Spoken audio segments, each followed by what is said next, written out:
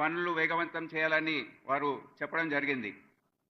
అయితే నేను వారిని వెళ్ళి సంప్రదించిన సందర్భంలో అసలు మీ విజన్ ఏంటి, ఈ స్కూల్ ద్వారా మీరు ఏమి ఆశించదలుచుకున్నారు అనేది వారిని నేను అడిగి తెలుసుకున్నాను.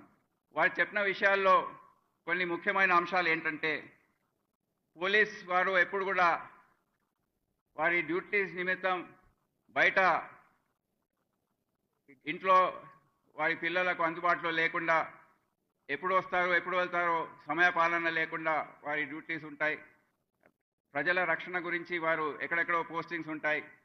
ఇవన్నీ కూడా చూసుకొని వారికి వ్యక్తిగతంగా కూడా పోలీస్ కుటుంబంలో అనుబంధం ఉంది కనుక నాకు వ్యక్తిగతంగా ఈ విషయం తెలుసు కనుక ఈ వెల్ఫేర్ కార్యక్రమం మీరు తప్పకుండా చేపట్టాలని వారు చెప్పడం జరిగింది. అదే కాకుండా సైనిక్ స్కూల్ మరియు ఆర్మీ స్కూల్స్ గురించి మనం వింటుంటాం. అదే స్థాయిలో ఒక పోలీస్ స్కూల్ అనే బ్రాండ్ మీరు క్రియేట్ చేయాలి. జాతీయ అంతర్జాతీయ స్థాయిలో కూడా ఇది గుర్తింపు చెందాలని వారు చెప్పడం జరిగింది. అదే కాకుండా